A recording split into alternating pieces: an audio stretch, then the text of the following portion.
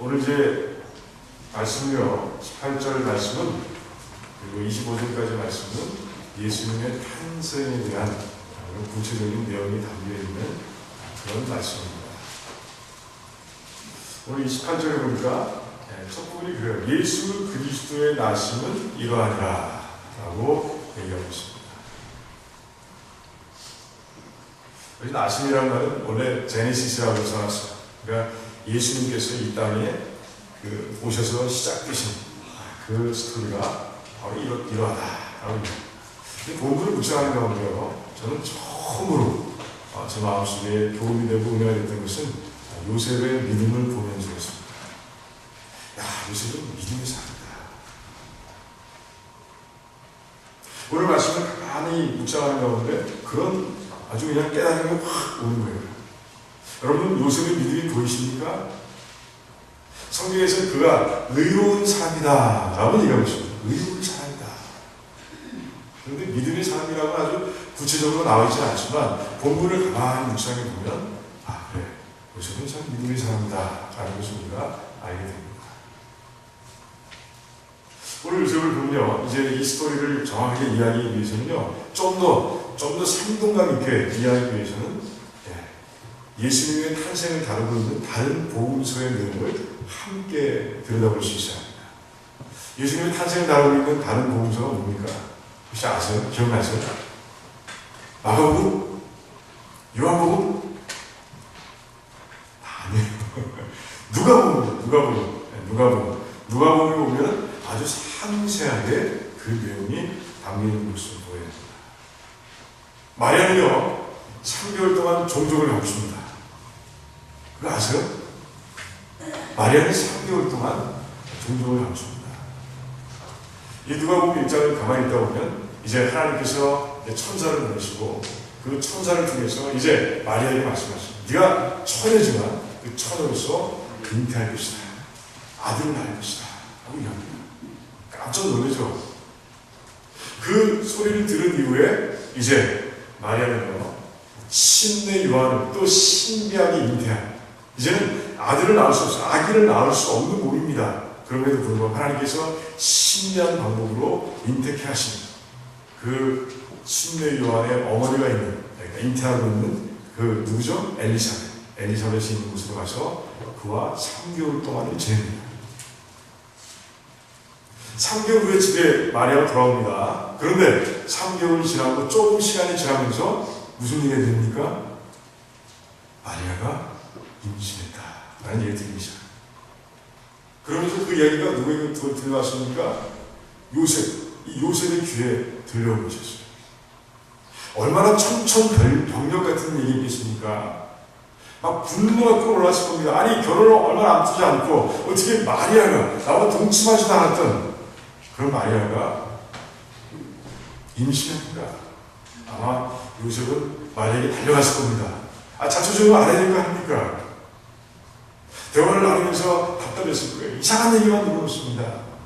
내가 천사를 만났는데 그 천사가 그렇게 얘기했습니다. 요셉의 마음속에 그 말이 들어오겠습니까? 내가 그런 모습을 보고 그게 들어오겠어요. 상식적으로 생각하면 말이 안 되는 거죠. 이제 돌아옵니다. 집에 돌아서 얼마나 고민했을까 생각해봅니다. 막 잠도 못 잤을 거예요. 전전반측, 이리 뒹굴 저리 뒹굴, 이리 걷고 저리 걸으면서 고민 많이 했을 겁니다. 하나님 도대체 어떻게 해야 되는 겁니까? 그러면서 또 한편으로는 마리아가 격동됐을 거예요. 사랑하는 마리아 아닙니까? 정신이 어떻게 된 거 아닌가? 이 충격 때문에 정신이 어떻게 된 거 아닌가 하는 그런 생각이 듭니다. 아니, 분노와 걱정과 염려와 장래에 대한 불안과 이런 것이 가득 겹쳐서 요셉은 잠을 못 이뤘을 거예요. 그런 가운데 생각하는 것이 무엇입니까? 이제 가만히 끊고 자요. 그게 있습니다. 디보르스, 이혼을 생각하는 겁니다. 자기가 살 수 있는, 마리아를 위해서 할 수 있는 최선의 방법인 것 같습니다. 자기가 마리아가 임신한 것을 가지고 이제 장로들에게 나가고 하면 어떻게 됩니까? 이제 마리아는 돌에 맞아 죽을 수도 있는 그런 상황입니다. 그 어려운, 그 아주 끔찍한 상황을 피할 수 있는 최선의 방법이 이제 그거라고 생각합니다. 그런 가운데 이제 은밀히 아주 아무도 모르게, 물론 나중에 알게 되겠죠. 끊고자 이제 생각을 정리해야 합니다. 여기까지는 요셉의 착한 심성을 보여줍니다. 그런데 그 다음 장면부터가 이제 요셉의 믿음을 볼 수 있는 그런 장면입니다. 그 다음 요셉이 어떻게 합니까? 꿈을 꿉니다. 꿈을 꿉니다. 마리아는 천사를 어떻게 만났습니까? 꿈꾸는 가운데 만났습니까? 아니면 직접 만났습니까? 누가복음을 보면 꿈을 꾸다가 만났다는 얘기가 전혀 없습니다. 그러면 직접 만난 거라는 생각이 듭니다. 이 꿈속에서는요, 대화가 없습니다. 일방적으로 이제 천사가 하는 얘기입니다. 하지만 누가복음의 마리아와 천사 사이에서는 대화가 이루어지고 있습니다. 그러므로 봐서 마리아는 직접 천사를 본 거라고 저는 생각이 되고요. 그렇게 성경학자들은 해석합니다. 근데 지금 요셉은 꿈을 꾸고 있는 거예요. 꿈을 꾸는데 이상한 얘기들이 듭니다. 천사를 만나는데 이제 마리아 데려오기를 두려워하지 말아라. 마리아에게 잉태된 것은 성령에 의해서 된 것이다 라고 얘기합니다. 이거 이해할 수 있습니까? 만약에 여러분 이 성경을 모르는 상황에서 이 이야기를 들었다고 한번 생각해 보시기 바랍니다. 이해할 수 있어요? 이해할 수 없어요. 이해가 안 됩니다. 어떻게 처녀가 성령을 통해서 임신을 전혀 알아들을 수 없는 얘기가 천사에 의해서 흘러나오고 있습니다. 두 번째 이야기도 이해할 수 없는 얘기입니다. 이제 아들이 태어날 텐데 아들이 태어날 거 어떻게 알아? 그런데 자기 백성을 그들의 죄 가운데서 구하셨잖아 이렇게 얘기하고 있습니다. 자기 백성? 지금 나라가 무슨 시대입니까? 로마 시대입니다. 그런데 자기 백성 무슨 왕이 태어난다는 것인가? 전혀 이해할 수 없어요. 그 죄를 사해 주신다? 죄에서 구원하신다? 도대체 이해할 수 없는 얘기들이 계속해서 이제 쏟아져 나오고 있습니다. 세 번째 이유가 뭡니까? 이제 하나님께서 미리 하신 말씀, 선자 통해서 미리 하신 말씀을 이루시기 위해서 일하신다라고 말씀하십니다. 처녀가 아이를 낳으니, 잉태한 아이를 낳으니 누구라고요? 예, 그래요. 그 이름은 임마누엘이라. 임마누엘은 하나님께서 우리와 함께 하시다는 뜻이다. 얘기하시면서 그것을 이루기 위해서, 그 말씀을 완성하기 위해서 이제 오신 분이 이 아기다라고 그렇게 얘기하십니다. 도대체 알 수가 없습니다. 그게 어디 나오는 말씀인지 모르겠습니다. 여러분 아세요? 어디 나오는 말입니까? 그 예언이 이사야에 나오는 얘기입니다. 잘 모르겠습니다. 그 당시에 어린아이들 자라날 때 공부할 때 성경을 갖고 배우지만 모세 오경을 가지고 배웁니다. 뭐 그건 거의 딸딸 외울 정도지만 예언서는 모르겠어요. 어느 예언서 나오는지 모르겠습니다. 그리고 그것을 이룬다, 완성한다, 그게 무슨 뜻인가? 임하는 게 무슨 뜻인가? 도대체 모르겠습니다. 그리고 다 꿈이겠습니다.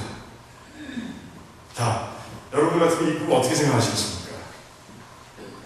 심각하게 생각하시겠습니까? 아니면 일장 춘몽으로 그냥 생각하고 마시겠습니까? 저 같은 분이 생각했어요. 마리아에 대해서, 이 사건에 대해서 너무너무 고민하다 보니까 내가 참 이상한 꿈을 꿨구나 하고 그냥 이렇게 잊어버렸을지도 모릅니다.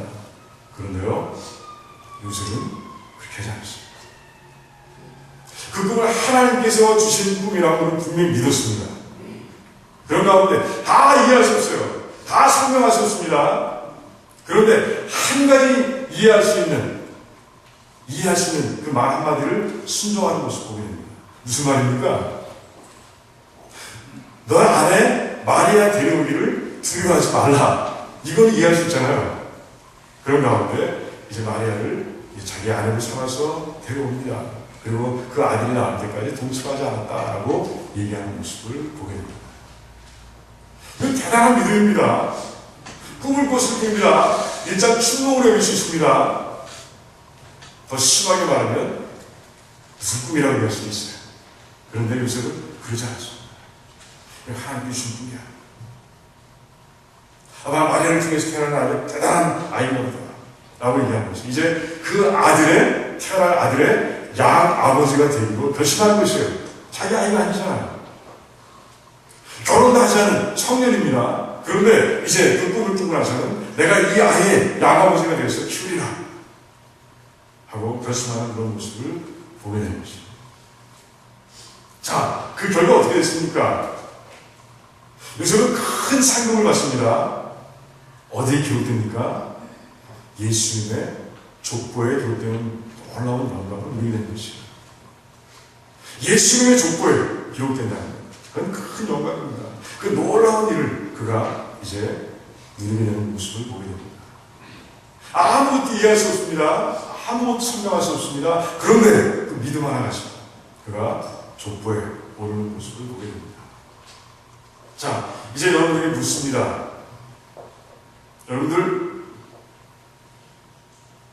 하나님께서 동정의 몸을 통해서 이 땅에 태어나셨다는 것을 설명할 수 있습니까? 상식적으로 이해할 수 있습니까? 이해할 수 있는 손 들어보세요. 나는 설명할 수 있다. 손 들어보세요. 있어요? 자, 예수님께서 이 땅에 오셔서 수없이 많은 기적을 일으켰습니다. 떡 5덩어리와 물고기 2마리 가지고 남자는 5,000명이 넘는 그런 수많은 사람들을 먹이셨습니다. 여러분, 설명할 수 있어요? 설명하시는 분 손 들어보세요. 이해할 수 있습니까? 죽은 나사로 나흘 지났습니다. 사람들이 얘기합니다. 냄새납니다. 냄새가 날 정도로 오래됐습니다. 라고 얘기합니다. 그런데 예수님께서 걸어 나오라! 나사로에 나오라! 하자 나사로가 몸에 붕대 꽝꽝 묶인 몸으로 걸어 나옵니다. 여러분 이해할 수 있어요? 설명할 수 있습니까? 성경은 증거합니다. 예수님께서 이제 우리의 죄를 위해서 십자가에 돌아가셨다고 합니다. 그 흘린 피, 그가 대신당한 그런 죄의 대가 때문에, 그 대속의 그 은혜 때문에 우리가 죄에서 구원받았다고 합니다.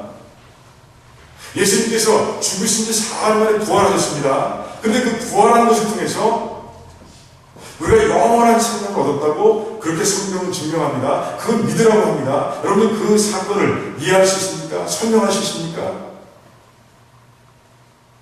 그런 분 계세요? 손 들어보십시오. 아무도 없죠. 아무도 없죠. 그런데 왜 여기 나와 계십니까? 왜 나와 계신 거예요? 이유가 뭐예요? 그럼에도 불구하고 이 모든 사건들을 내가 상식적으로 설명할 수 없고 내가 정말 내 세상 지식으로 이해할 수 없지만 누구를 믿기 때문에 나와 있는 겁니까? 예수 그리스도를 믿기 때문에 이 자리에 나와 있는 것이에요. 아멘?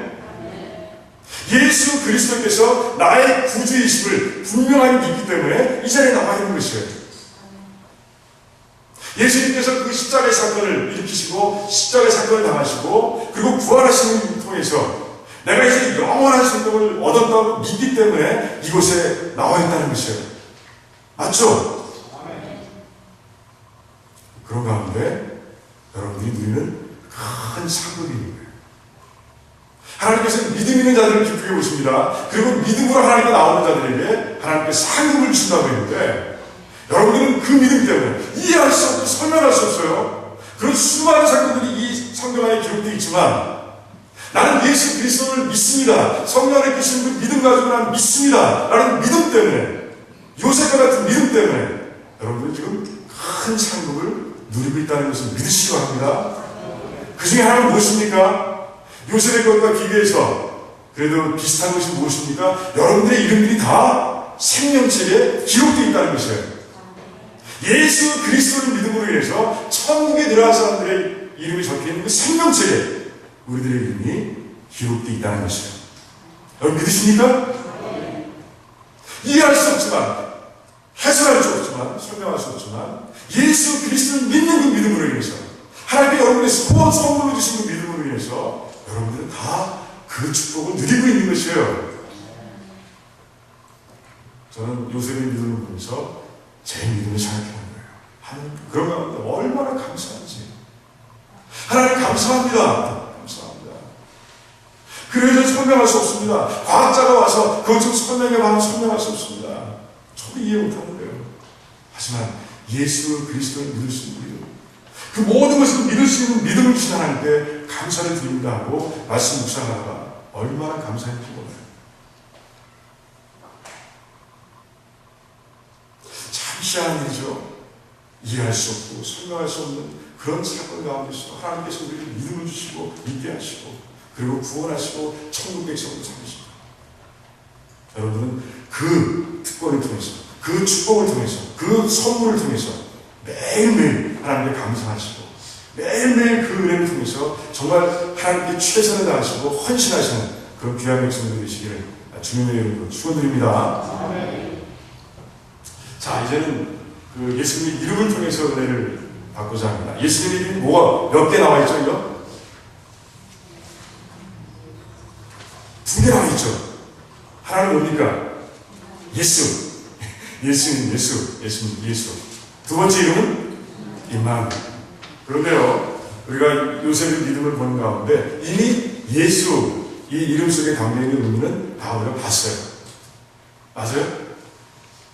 예수가 뭐라고요? 무슨 뜻이라고요? 하나님께서 자기 백성을 그들의 죄 가운데서 구하시나라 라는 뜻입니다.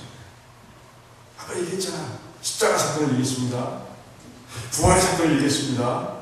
그리고 제가 믿느냐고 제 여러분들께 여쭤봤습니다. 그때 여러분 다 아멘 하셨죠? 아멘? 네, 넘어가는 거예요. 네, 그 의미입니다. 그 십자가 사건을 통해서 부활의 사건을 통해서 우리를 죄에서 구원하시고 사망의 그릇에서 건져내시고 이제 천국의 시민으로 만들어주시고 이 땅에서 그 천국을 향해서 걸어갈 수 있도록 도와주시는 그분이 바로 예수다. 그 예수라는 이름 속에 들어가 있는 의미다 라고 제가 이제 설명을 드렸습니다. 아까도 드리고 지금도 한번 드렸습니다. 여러분들은 그 축복을 누리고 있는 것이 그 첫 번째 이름 예수에 담겨있는 의미를 여러분은 삶 가운데서 그 축복을 누리고 있습니다. 네. 여러분 두 번째 이름 임마누엘. 임마누엘이 무슨 뜻이라고요?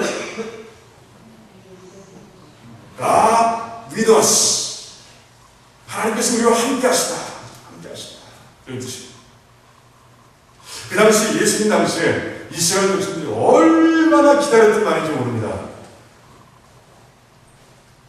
하나님께서 말라기 선지자를 통해서 하나님의 말씀을 주셨습니다. 하나님께서 그들과 함께 하신 거예요. 한 사람을 통해서지만 그 입술을 통해서 이제 그 백성이 함께 하신 거예요. 근데 그러고 나서 이게 BC 430년쯤 되옵니다. 말라기에 쓰여진 것이 하나님의 말씀이 다 끊깁니다. 400년이 넘도록 예수님께서 탄생하기 전 400년이 넘도록 하나님께서는 침묵하고 계십니다. 하나님의 침묵은 무엇을 얘기합니까? 하나님께서 떠나셨다. 하나님께서 계시지 않는다. 우리와 함께 하시지 않는다. 이런 의미로 이스라엘 백성들은 받아들였습니다. 그런 가운데 간절히 간구한 것이 간절히 기도하고 그들이 바라는 것이 무엇이에요? 하나님 오시옵소서. 하나님 우리와 함께 해주시기 원합니다. 하고 그들이 그런 마음, 갈망으로 살아갑니다.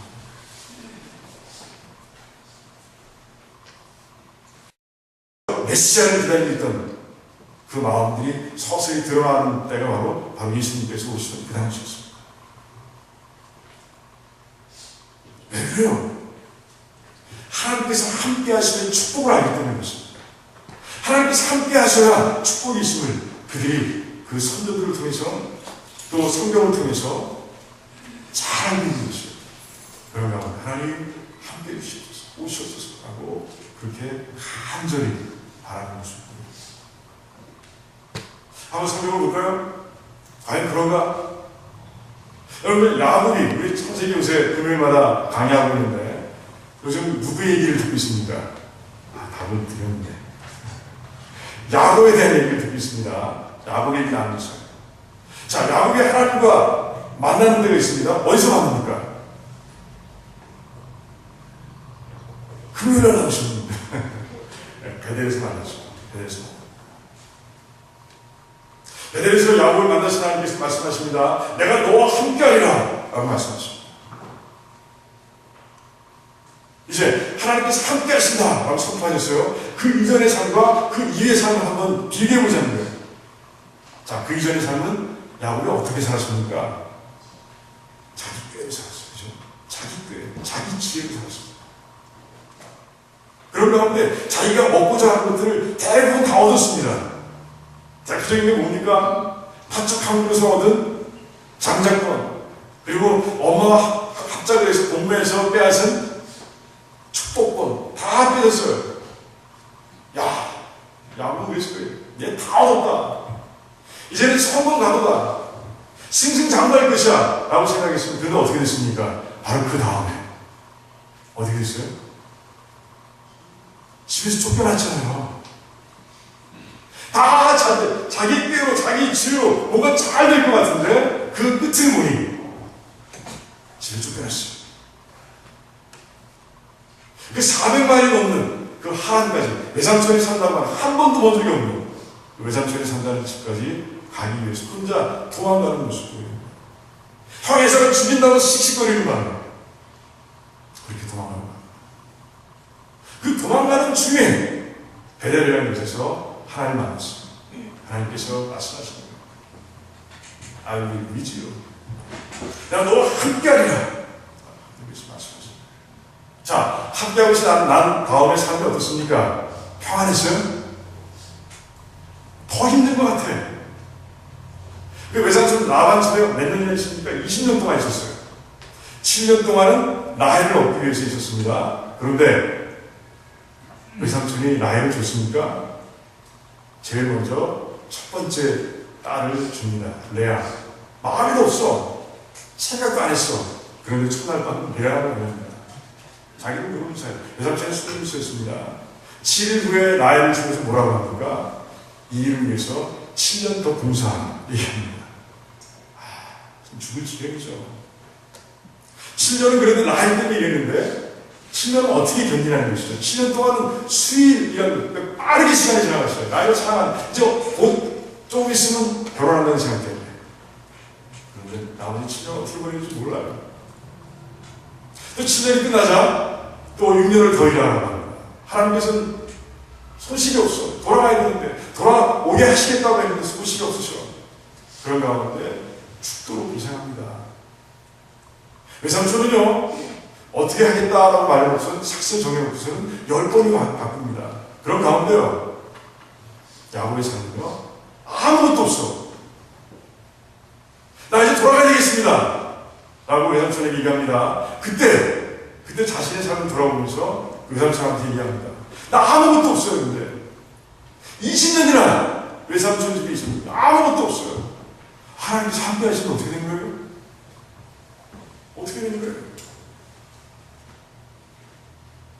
그런데 그 끝을 보니, 그건 축복입니다. 축복입니다. 그 돌아가는 그 야곱의 모습을 한번 보시기 바랍니다. 야곱이 입에서 계속 여호와 하나님, 여호와 하나님. 베델 전의 삶에서는 한 번도 들을 수 없었던 일입니다. 그런데 여호와 하나님, 여호와 하나님, 그 어려운 가운데서, 그 힘든 상황 속에서 그의 믿음이 자라기 시작합니다. 이 영성이 변한 겁니다. 그런 가운데 하나님을 믿는 사람이 된 거예요. 그거만큼 큰 축복이 어디 있습니까? 아멘? 축복을 누린 거예요. 20년이 그냥 지나가는 줄 알았는데 그냥 어렵고 남의 속임당하고 외삼촌한테 핍박당하고 구박당하고 그렇게 올 줄 알았는데 아닌 거예요. 어느새 돌아보니 내 입에서 여호와 하나님, 여호와 하나님 그분을 믿는다는 믿음의 소리가 계속해서 넘쳐나는 거예요. 할렐루야. 이건 축복이에요, 축복. 자, 그 가운데 보시기 바랍니다. 30장에 보니까 이런 말씀이 있습니다. 와, 그가 가지고 있는 짐승의 때가, 그리고 그가 이제 소유한 노비가 엄청나게 많더라 이렇게 기록되어 있습니다. 그리고 바로 그 다음 이제 마지막 절인데 31절 첫 절에 보니까 라반의 외삼촌이죠. 아들들이 시기해서 우리 거 다 뺏어가지고 그가 거부가 됐다라고 얘기할 정도로 큰 부자가 됐어요. 얼마나 부자인지 잘 모르시겠죠? 그 야곱이요, 형 에사가 온다는 말을 듣고 그에게 준 선물을 준다 합니다. 몇 마리나 준비했을까요? 몇 마리나 짐승 가운데서 한 10마리? 그것도 많죠? 한 100마리? 그것도 많은 것 같아요. 그런데 성경을 보니 550마리 줄 그 선물만 550마리. 양, 염소 각각 220마리씩. 그리고 낙타 30마리. 잘 기억이 안 나나요? 하여튼 토탈 550마리. 와. 그러니 야곱이 가지고 있는 전체 재산이 지금 얼마나 되겠습니까? 어때요? 하나님께서 함께 하시니 그 과정이 힘들고 어렵지만 그 속에서 영적으로 성장하고 영적으로 인격이 바뀌며 그리고 하나님의 물질적인 축복까지 누리는 모습을 보게 되는 것이에요. 그것이 바로 하나님께서 함께 하시는 의미입니다. 하나님께서 함께 하시면요 축복을 누리는 삶이 되심을 믿으시기 바랍니다. 자, 두 번째 모세도 하나님께서 말씀해요. 너와 함께하리라 말씀하셨어요. 그런데 갑자기 하나님께서 너들과 함께 직접 못 가겠다 그러시는 거예요. 언제 그랬죠? 출애굽기 32장에 보니까 이스라엘 백성들이 모세가 시내산 가서 하나님과 40일 동안 교제하고 내려오는 사이에 뭘 만들었어요? 금수화를 만들어버렸네. 이게 하나님이다. 우리를 여기까지 인도하시는 분이 바로 이분이다. 라고 지금 떠들고 먹고 마시고 춤추고 난리가 난 거예요. 그 사건을 경험하시고 나서 하나님께서는 모세에게 아주 분명히 말씀하십니다. 내가 저 백성들과 직접 가지 않겠다. 내가 직접 가면 저 죄를 볼 수 없어 다 진멸할까 한다. 라고 하나님께 말씀하십니다. 하지만 내가 그래도 내 백성이니 내 사자를 보내겠다. 라고 말씀하셨어요. 여러분도 어떻게 하시겠어요? 그렇게 하시죠 뭐. 이럴 수도 있잖아요. 하나님께 사자 보내주신다는데 천사를 보내서 인도하시고 도와주신다는데 그 정도면 되는 거 아니에요? 모세 안 그랬어요. 하나님이 안 하시면 저도 안 갑니다. 와, 왜 그래요? 왜? 도대체 왜 그러는 거예요? 땡깡 부리는 거예요? 모세가 하나님께서 함께 하실 때의 축복을 누렸기 때문에 그렇습니다. 10가지 재앙이 하나님의 함께 하심을 통해서 애굽 땅에 임했고요. 그 때문에 그들이 출애굽할 수 있었고요. 애굽에서 나올 수 있었고요. 하나님께서 함께 하시는 가운데 홍해 바다가 갈라졌고요. 하나님께서 함께 하시는 가운데 바위에서 물이 펄펄 철철 넘치는 모습을 모세는 봤어요. 그래서 이게 하나님 아닙니다. 하나님께서 가시지 않으면 전 못 갑니다. 하나님께서 얼마나 기뻐하셨어요. 얼마나 기뻐하셨어요. 그래 모세야 내가 가마 라고 말씀하십니다. 이제 하나님 다시 그들과 함께 행진하십니다. 그런 가운데 40년의 광야를 돌아했지만 그들은요 물 걱정하지 않았습니다. 먹을 거 걱정하지 않았습니다. 잘 곳을 걱정하지 않았습니다. 밤의 추위를 걱정하지 않았습니다. 낮의 더위를 걱정하지 않았습니다. 그리고 입을 것도 걱정하지 않았습니다. 하나님께서 함께 하시면서 모든 것 다 그루해 주십니다. 하나님께서 함께 하시지 않으며 광야에 홀로 버려진 어린아 같은 삶인 것을 여러분 믿으시기 바랍니다. 하나님께서 함께 하셔야 되는 거예요. 자, 그런데 오늘 말씀에 임마누엘 드디어 그 갈망했던 이야기가 그 하나님의 말씀이 선포되는 거예요. 임마누엘 내가 너희와 함께하리라. 그런데 이 말씀을 누구에게 주시더라고요? 죄에서 구원받은 자기 백성들에게 주십니다. 아무에게나 주시는 것이 아니라 하나님께 직접 구원하신 자기 백성들에게 주시는 말씀인 거예요. 여러분들은 그 안에 포함되십니까?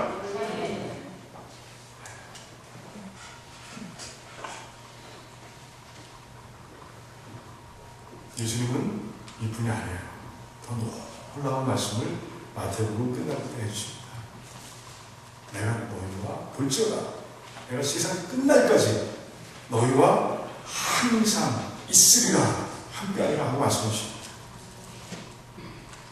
임마누엘 하면 굉장히 브로드하죠. 제너럴하지 않습니까? 그런데 이제 아주 더 세세하게 말씀하시는 거예요. 세상 끝날까지. 세상 끝날까지.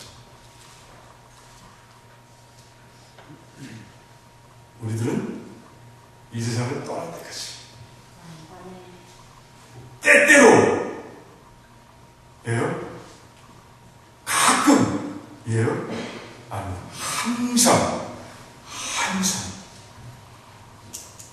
항상 너희와 함께 있으리라 라고 말씀하십니다. 여러분들 그 안에 있는 겁니다. 하나님과 함께하고 있는 걸 믿으시기 바랍니다. 하나님께서 여러분과 함께하고 계십니다. 그러니 매일 아침 일어날 때마다 이제 오늘도 부어주실 하나님의 축복을 기대하시기 바랍니다.